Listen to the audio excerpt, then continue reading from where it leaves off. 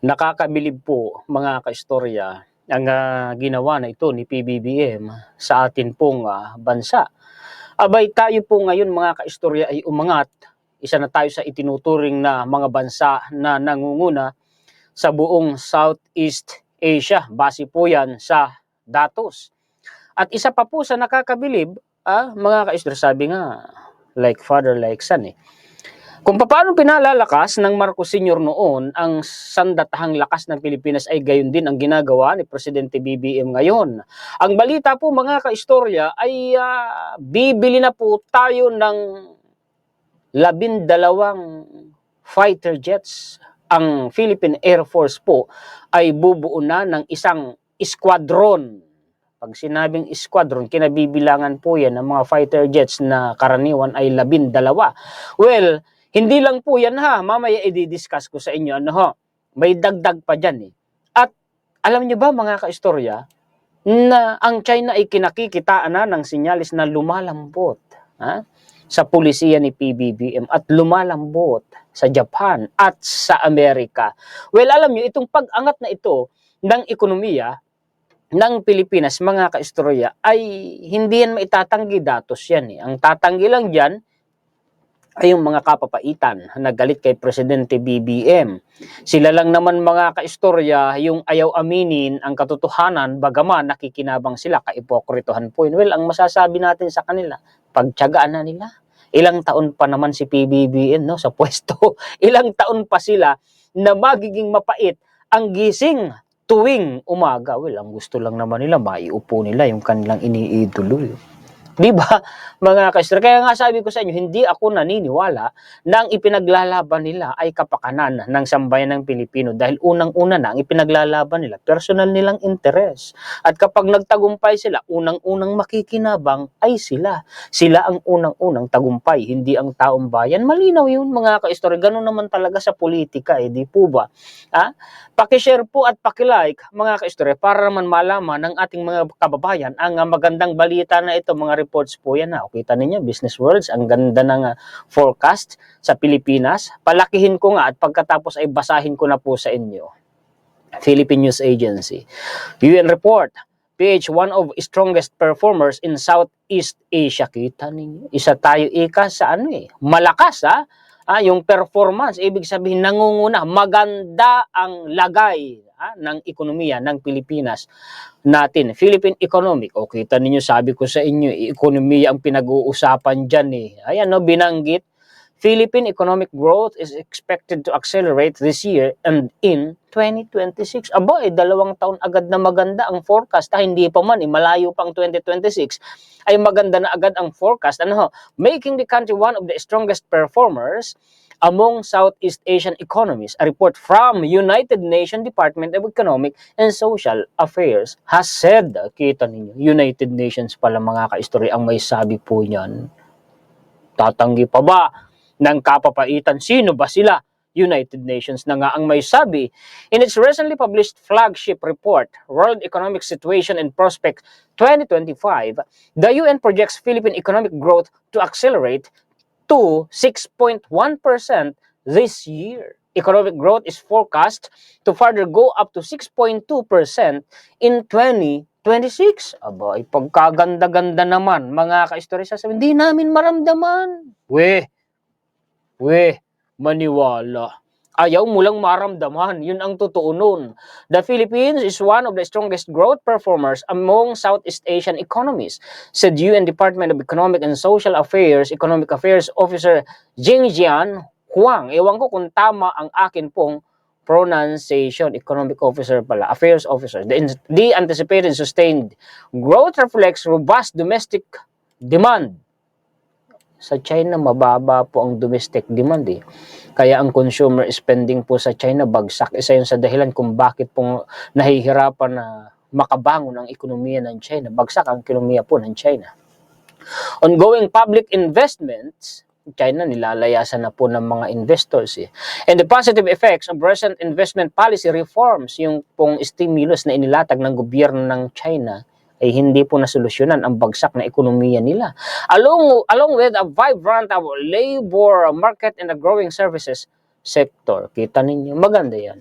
Ang ibig sabihin niyan, maganda ang patakbo ng administrasyon ni PBBM, bagaman po ay pinupukpok ngayon ng iba't ibang pambabatikos at mga inimbentong issue na hindi naman napapatunayan, puro lang paputok sa social media, puro lang bunganga. Kung sino nga yung nag-aakusa, sila dapat yung nagpapakita ng ebidensya. Ang problema, wala namang maipakitang ebidensya.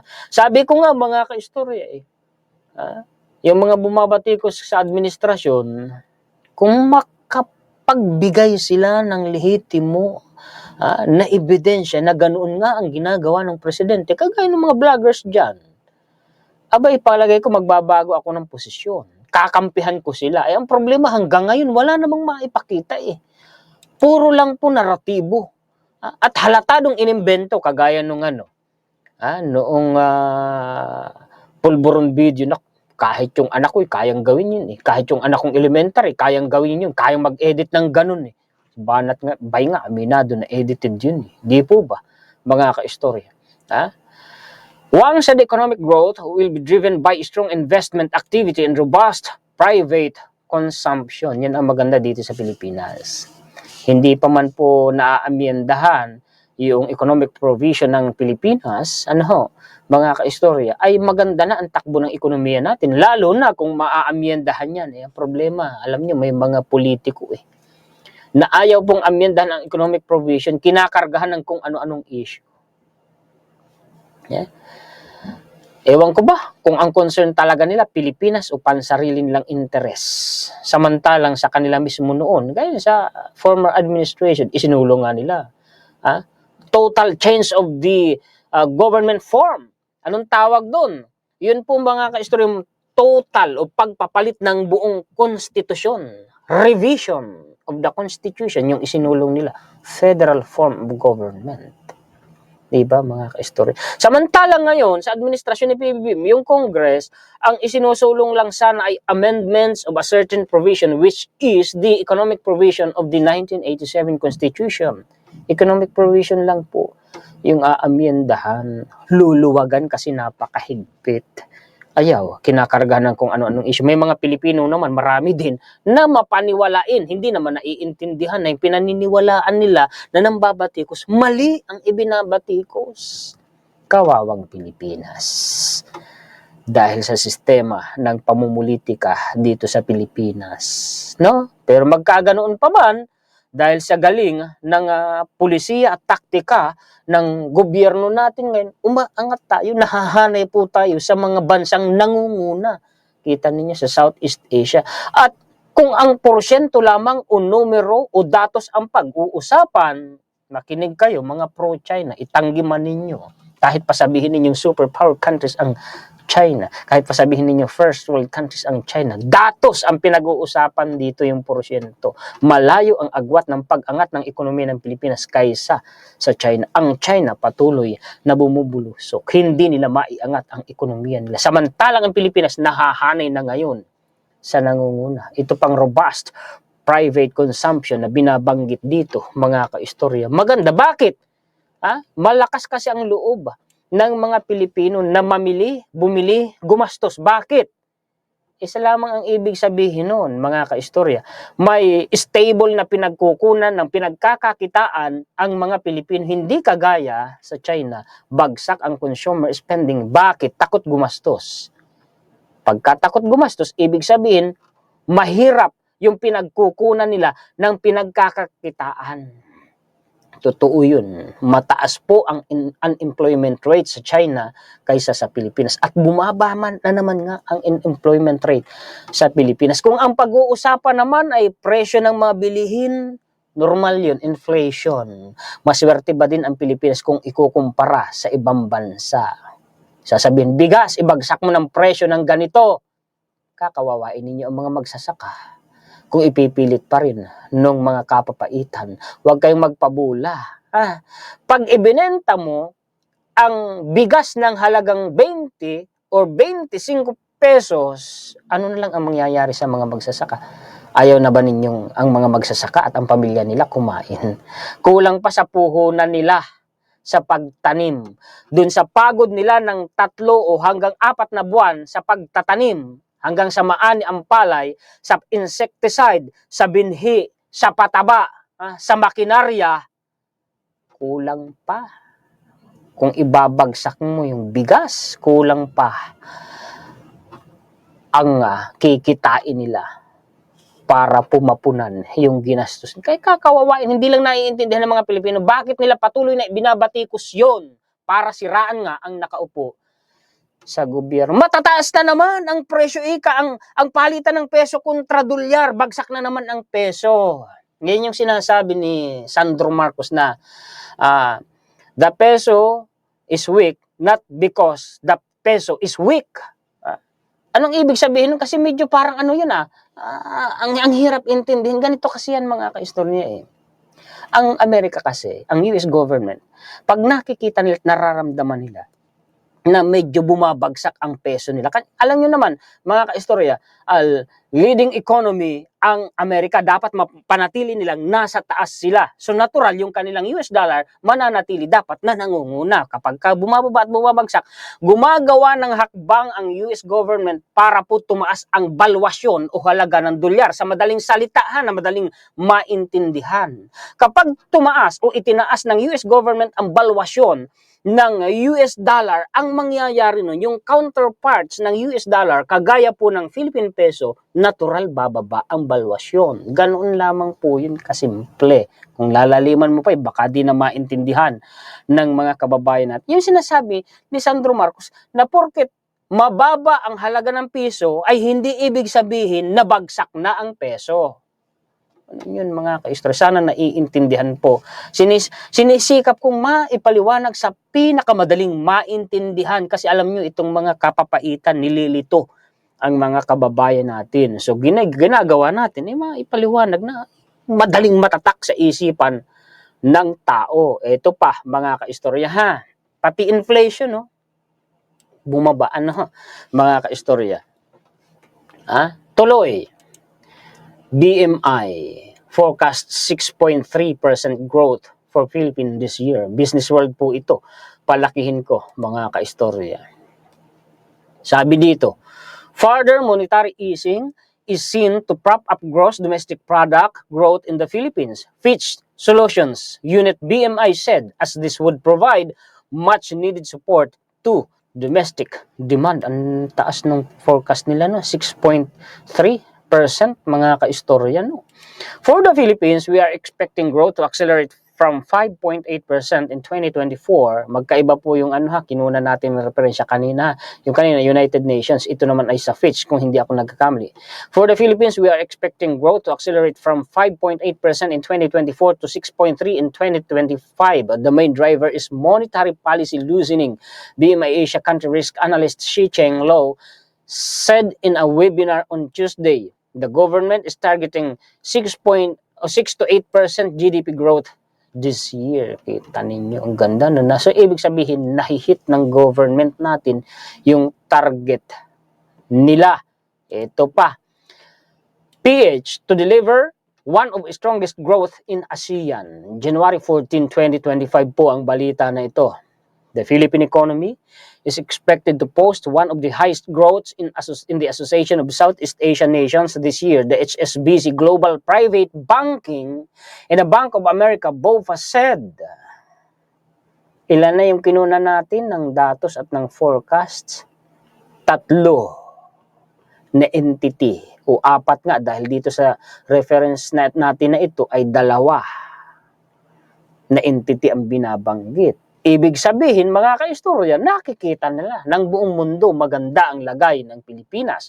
In a report released on Tuesday, HSBC Global Private Banking and Wealth Chief Investment Officer for Southeast Asia and India, James Chio, said the Philippine economy is expected to deliver one of the strongest growths in the region this year. Kita ninyo, Chio said, economic growth would be driven by robust domestic consumption, inulit yung domestic consumption, at thriving business process outsourcing, BPO sector, and increasing investment in digital services, mga kaistor.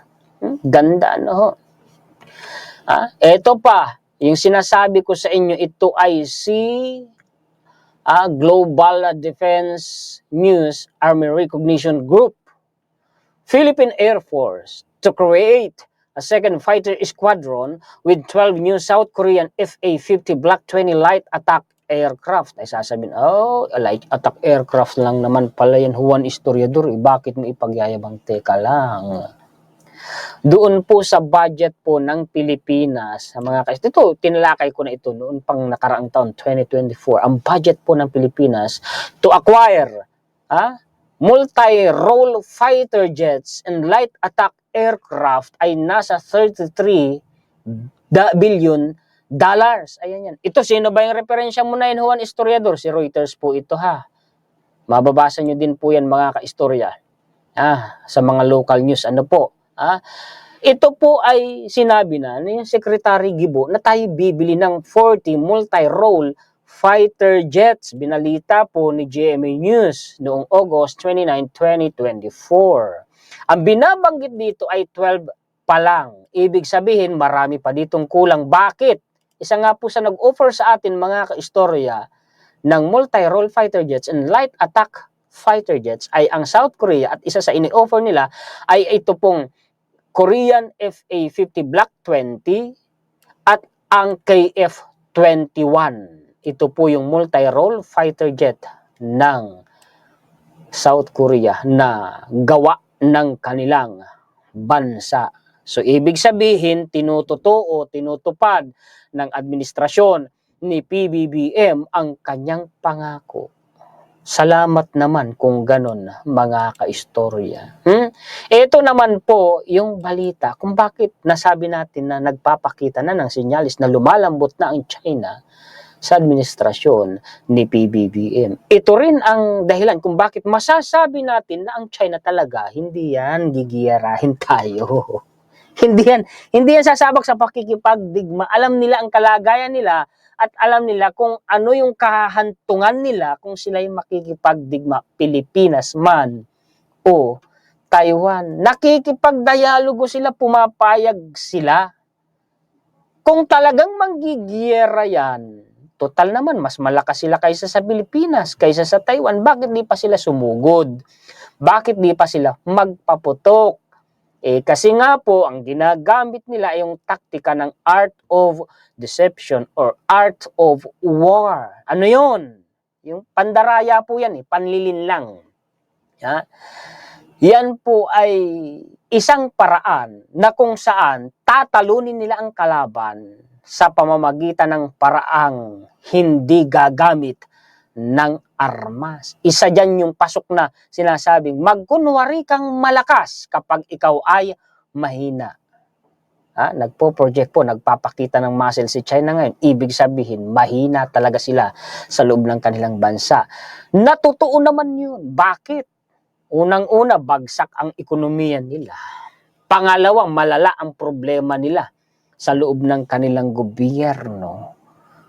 Pangatlo, malala ang problema nila sa hanay ng kanilang militar, binubugbog ng korupsyon. Kaya kayo, huwag kayong magpapapaniwala po dyan sa mga pro-China na yan. Mga kaistorya, sinisindak lang po tayo, tinatakot lang tayo ng China. Wag na wag magpapasindak. PH or Philippines, China, nagkasundo na ipagpapatuloy ang pagpapatupad ng rotation resupply mission sa BRP Sierra Madre. Nagkasundo ang Pilipinas at China na ipagpatuloy ang pagpapatupad ng rotation at resupply mission sa BRP Sierra Madre sa Ayungin Shoal na matatagpuan sa West Philippine Sea. Ang desisyon ay ginawa sa ikasampung bilateral consultation mechanism meeting ng Pilipinas at China tungkol sa WPS. Yun nga bakit sila nakikipagdialogo kung gusto talaga nila digmaan? At bakit sila pumapayag na makipagdialogo kung talagang kanila yung West Philippine Sea? Di po ba? Naginanap sa Xiamen, China, ang pulong ay nakatuon sa pagtugon sa mga kasalukuyang isyu sa rehiyon kung saan parehong ipinahayag ng dalawang bansa ang kanilang commitment sa dialogo at kooperasyon sa kabila ng mga hindi pa nalulutas na isyu. Nagkasundo ang dalawang bansa na ipagpapatuloy ang mga rotation at resupply operations o RORE sa Ayungin Shoal upang mapawi ang tensyon at kinilala ang mga positibong resulta ng misyon na ito. Ipinahayag ng Pilipinas ang mga alala alalahanin ukol sa presensya ng mga barko ng Chinese Coast Guard malapit sa Zambales at ang kanilang mga aktibidad sa mga maritime zones ng Pilipinas na ayon sa Department of Foreign Affairs ay hindi tugma sa 1982 United Nations Convention on the Law of the Sea or UNCLOS at sa mga batas pang maritime ng Pilipinas. Dahil dito, nagkasundo ang dalawang bansa na palakasin ang kooperasyon ng kanilang mga Coast Guard at binigyang diin ang kahalagahan ng pagtutulungan sa ocean meteorology at marine scientific cooperation. Muling tiniyak ng Pilipinas ang dedikasyon nito sa mapayapang pagresolba ng mga hidwaan sa pamamagitan ng dialogo at diplomasya tulad ng binigyang diin ni Pangulong Ferdinand Marcos Jr. Samantala, nakatakda naman ganapin sa Pilipinas ang susunod na BCM meeting na wala pang opisyal na date. Diba? Mga ka-history, kailangan ko pa pang ipaliwanag ay Tagalog na Tagalog naman. Kita ninyo ito, susuyuin ng China ang Japan. Kita ninyo kung talagang gusto nila ng digmaan. Di po ba? Isa po sa ang Japan sa ini-intrude ng China, yung katubigan ng Japan. Pero tingnan ninyo, magpapadala doon ng military delegation ang China para patibayin ang relasyon ng Japan at ng China para hilutin, no? Yung gusot. Member of PLA Command that oversees the East China Sea, where the neighbors have a territorial dispute, will meet Japan o Japanese defense officials. Ayan, no, mga ka-istorya. Sabi ni South China Morning Post.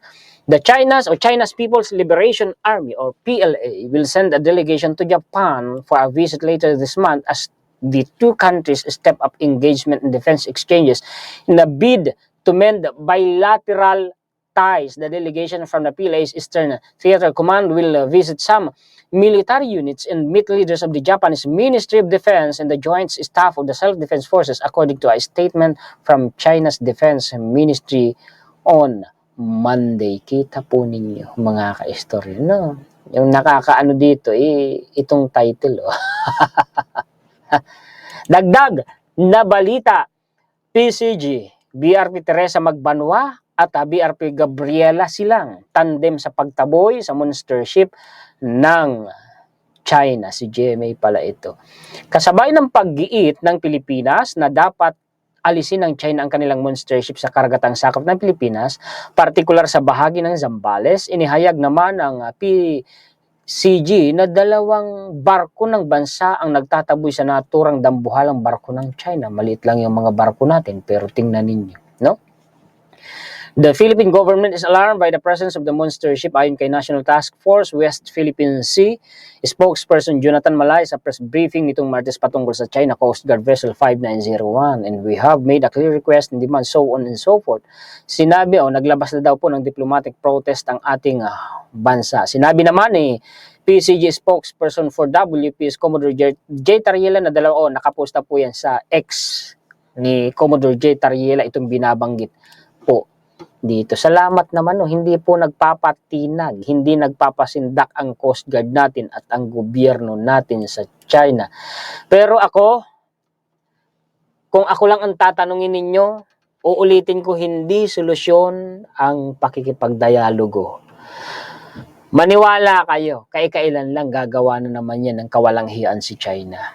At kahit ano pang gawin mong pakikipagdialogo dyan, hindi niyan tatanggalin yung 10-dash line nila. Tingnan na lang natin kung ano ang susunod na magiging reaksyon ng mga Pilipino pag may nangyari uli. Anyway, maganda rin yun Naiipon yung galit natin, mga kaistorya.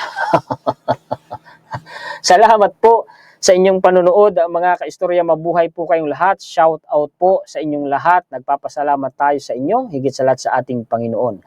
Maraming salamat po sa mga sulit kaistorya natin sa buong mundo na walang sawang nanonood, nakaabang, nakantabay, naghihintay, nagla-like at nagsishare sa mga contents ng inyong lingkod. Salamat po. Muli, pakishare po at pakilike para po malaman ng ating mga kababayan ang magagandang balita po na ito na hatid sa inyo ng inyong kaistorya. Muli, ako po si Juan Historiador, ang tagakwento ng totoong istorya ng kasaysayan na nagmamalasakit sa kapwa ko Pilipino at nagmamahal sa bayang ito, ang bansang Pilipinas.